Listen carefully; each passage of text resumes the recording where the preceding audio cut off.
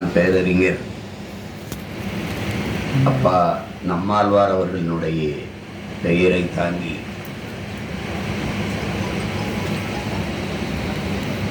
தொடங்கப்பட்டிருக்கிற இந்த அரங்கில்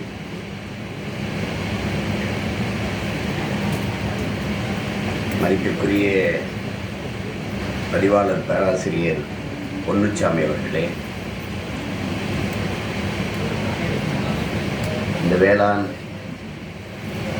அறிவியல் கல்லூரியினுடைய துணைவேந்தர் போற்றுதற்குரிய பேராசிரியர் முத்துச்செல்வன் அவர்களே,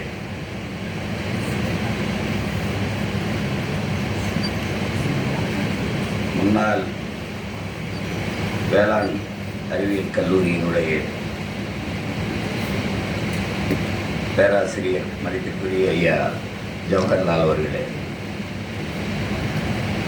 மேடையில் வீற்றிருக்கிற மதிப்பிற்குரிய பெருமக்களே, அரங்கிலே நிறைந்து அமர்ந்திருக்கிற எனதருமை தம்பிதங்கைகளே, வேளாண் பெருங்குடி மக்களே, உங்கள் அனைவருக்கும் என்னுடைய அன்பும் வணக்கம். இங்கே விழாவினுடைய நாயகனாக வீற்றிருக்கிற மேன்மைமிக்க பெருமைமிக்க பெருமகனார், தமிழ் பேரின மக்களால் பாரிவேந்தர் என்று அன்போடு போற்றப்படுகிற நம்முடைய ஐயா பாரிவேந்தர் அவர்களுடைய 85வது பிறந்த தின நிகழ்வில் நாம் வாழ்த்திக் கொண்டிருக்கிறோம்.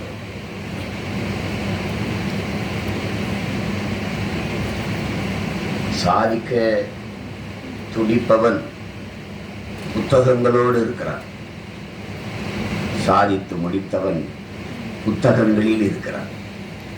அப்படி சாதித்து முடித்து வரலாற்றில் பக்கங்களில் நிறைத்திருக்கிற நம்முடைய ஐயா பாரிவேந்தர் அவர்கள் இத்தனை பேர் தமிழ் பெருமுலகத்தில் இருக்கிற போது எளிய பிள்ளை என்னை அழைத்து, அப்பா நம்மாழ்வார் பேரில் இருக்கிற அந்த அரங்கத்தை நீங்கள் திறக்க வேண்டும் என்று அழைத்தார். ஐயா நினைத்திருந்தால் தம்பி அருணாச்சலத்தை வைத்து அழைத்திருக்கலாம், யாரோ ஒருவரை சொல்லி அழைத்திருக்கலாம். திடீரென்று ஐயா உடைய அழைப்பு என்னுடைய அலைபேசியில் உடனே எடுத்து பேசினான். ஐயா நீங்கள் வரணும், ஐயா நீங்கள் யார்ட்டையா சொல்லி அழைச்சிருக்கலாமே, நீங்களே அழைக்க வேண்டியது இல்லையே அப்படின்னு. அது என் மேல் ஐயா வைத்திருந்த பேரன்பையும் நம்பிக்கையும் அந்த அழைப்பு எனக்கு காட்டியது. அப்போ நம்மாழ்வார் பெயரில் திறக்கிறது அப்படின்னு நீங்கள் திறந்தால் தான் அது சரியாக இருக்கும், நீங்கள் வாங்கன்னு அழைத்தார்கள். நான் ஐயா அழைச்ச பிறகு அப்புறம் என்ன இருக்கு, நான் வந்தேன். இதற்கு முன்பு நான் கல்லூரி விழாவுக்கு அங்கே எஸ்ஆர்எம் இதுக்கு நான் போன போது ஒரு விழாவில் போய் பேசினேன். அப்போ அருகில் அமர்ந்திருந்த என் ஐயா என்கிட்ட சொன்னாங்க, இந்த படிக்க முடியாத ஏழை மாணவர்கள் யாராவது உங்களிடத்தில் உதவின்னு கேட்டால் நீங்கள் அழைச்சிட்டு வாங்க, நம்ம கல்லூரியில் அவர்களுக்கு தமிழாக பல பேரை நான் ஐயாவிடத்தில் அழைத்து அவர்கள்ட்ட வாய்ப்பை பெற்றுக் கொடுத்துருக்கேன்.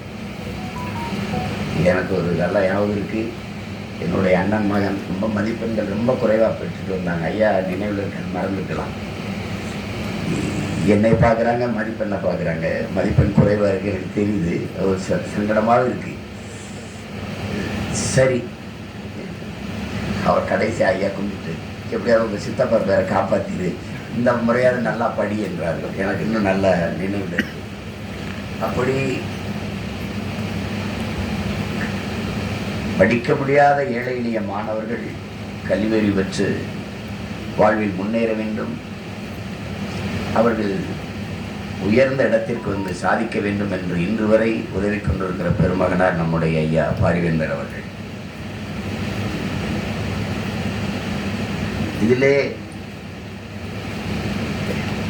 உங்களுக்கெல்லாம் நான் இங்கே பேசிய தம்முடைய தம்பி அருணாச்சலம் அவர்களோட குறிப்பிட்டார்கள். ஐயா இன்னைக்கு கல்வி குடும்பத்தினுடைய தாளாளராக வேந்தராக இருந்தாலும் அவர் ஒரு வேளாண்குடியில் பிறந்தவர். இங்கே நிறைய வேளாண்குடி மக்கள் எல்லாம் முன்னாடி அமர்ந்திருக்கிறது. அதுபோல நானும் ஒரு வேளாண்குடியில் பிறந்த மகன். அப்பா பெயரில் வேளாண் பல்கலைக்கழகமே தொடங்க வேண்டும் என்பதுதான் எங்கள் எல்லோருடைய ஆர்வமும் விருப்பமும். உங்களை மாதிரியே அவர் வேளாண் கல்லூரியில் படித்தவர், நம்மால் வரவர். உங்களை எல்லாம் பார்க்கிற போது, வேளாண் கல்லூரியில் சேர்ந்து படிக்கிறவங்களை எல்லாம் பார்க்கிற போது எனக்கு பெருமையும் மகிழ்ச்சியுமா இருக்கு. என்னிடத்தில் நான் வேளாண்மை செய்தலை, ஆடு மாடு வளர்த்தலை, பட்டுப்பூச்சி வளர்த்தலை, மீன் வளர்த்தலை, நெசவு செய்தலை, பானை செய்தலை, தேனீக்கள் வளர்த்தலை எல்லாம் நான் அரசு பணியாக மாற்றுவேன் என்று சொல்லும்போது என்னை கேலி பண்ணி, எந்த ஒரு ஆட்டுக்காரன், எந்த ஒரு மாட்டுக்காரன் என்றெல்லாம் கேலி பண்ணினார். என்னிடத்தில் கேட்பார்கள், படித்தவன் போய் வேளாண்மை செய்வதா என்று கேட்டார்கள். நான் உடனே பதில் சொல்லணும், படித்தவனுக்கு பசிக்குமா பசிக்காதா? அப்போ படிச்சுட்டோம், எங்களுக்கெல்லாம் பசிக்காதுன்னா சாப்பிடாதீங்க, பட்டினியா இருக்கு. படித்தவன் வேளாண்மை செய்யலாமா என்று கேள்வி எழுகிற காலத்தில் வேளாண்மையே பாடமாக படிப்பாக படிக்க வந்திருக்கிறவங்களை நினைக்கிறது நன்றிக்குரிய தம்பி தம்பிகளே, உயிரினமினி என் உடன் பிறந்தார்களே. வேளாண்மை என்பது ஒரு தொழில் அல்ல என்பதை நீங்கள் உணர்ந்து கொள்ள வேண்டும். வேளாண்மை என்பது நம் பண்பாடு, நம்முடைய கலாச்சாரம், கல்ச்சர். அதனாலதான் அதை அக்ரிகல்ச்சர் என்று ஆங்கிலத்திலே சொல்கிறார்கள். அது வாழ்வியல் முறை, அது ஒரு வாழ்வியல், அது தனியா ஒரு தொழில் இல்லை. நீங்க அதை நல்லா புரிஞ்சுக்கணும். இதை உழவுக்கும் தொழிலுக்கும் வந்தனை செய்வோம், மீனை உண்டு கழிப்போரை நிந்தனை செய்வோம் என்கிறார் பெரும்பாவளன் பாரதி. நம்முடைய மூதாதை வள்ளுவ பெருமகனார் தந்தருடைய மறைமொழியில் எத்தனை முறை உழவின் பெருமையை வலியுறுத்துகிறார் என்று பாருங்கள். சுழன்றும் இயற்பின்னது உலகம், அதனால் உழந்தும் உழவே தலை. உழுதுண்டு வாழ்வாரை வாழ்வார், மற்றெல்லாம் தொழுதுண்டு பின் செல்பவர். உழுவார் உலகிற்கானே அத்தாற்றாது, எழுவாரை எல்லாம் பொறுத்து. இருந்தோம்பி இல்வாழ்வதெல்லாம் விருந்தோம்பி வேளாண்மை செய்தல் பொருட்டு.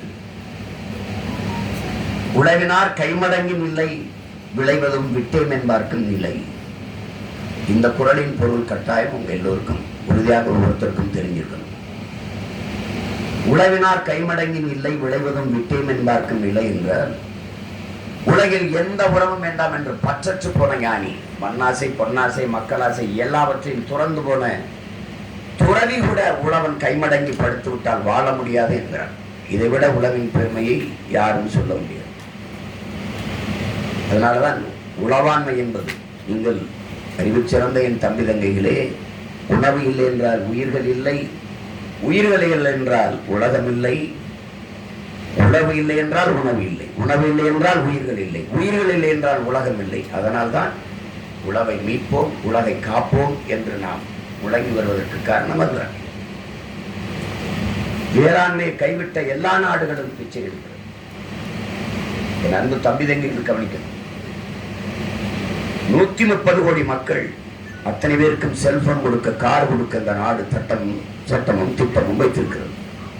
ஆனால் எல்லோருக்கும் நீரும் சோறும் கொடுக்க உங்களிடத்தில் திட்டம் இருக்கிறது என்றால் இல்லை. எந்த நாட்டில் கார் இல்லை என்று புரட்சி இருக்கிறது? எந்த நாட்டில் பெட்ரோல் இல்லை, டீசல் இல்லை, அலைபேசி இல்லை, தொலைக்காட்சி இல்லை, குளிரூட்டி இல்லை என்று எங்கே புரட்சி இருந்திருக்கிறது? ஆனால் நீரும் சோறும் இல்லாத நாட்டில் புரட்சி வராமல் எங்கே இருந்திருக்கிறது என்பதை என் தம்பி தங்கைகள் சிந்திச்சு பார்க்கணும். அது ஏதோ நம்மளுக்கு அது படிக்காதவன் செய்கிற தொழில்னு வச்சிருக்காங்க. நீங்க ஆழ்ந்து சிந்திச்சு பார்க்கணும் தம்பி. உங்க கைகளில் எத்தனை ஜி இருக்கலாம், 5G 10G 11Gன்னு செல்போன்ல இருக்கலாம். கஞ்சி விவசாயி தான் ஊத்தணுங்கிறத கவனத்தில் அதெல்லாம் புரிஞ்சுக்கணும். என்ன வேலை பார்க்குற தம்பி? சாஃப்ட்வேர்ல வேலை பார்க்குறேன். சாப்பிட்டு போய்தான் வேலை பார்க்குறீங்களா இல்லை எப்படி? சாஃப்ட்வேர் இண்டஸ்ட்ரியினுடைய தொழில்நுட்பத்தின் தொழில்துறையினுடைய பிதாமகனாக இருக்கிற பில் கேட்ஸ் 2,76,000 ஏக்கர்ல வேளாண்மை செய்கிறார் அமெரிக்கால. பில்கேட்ஸ் நீங்க எங்க 2,00,000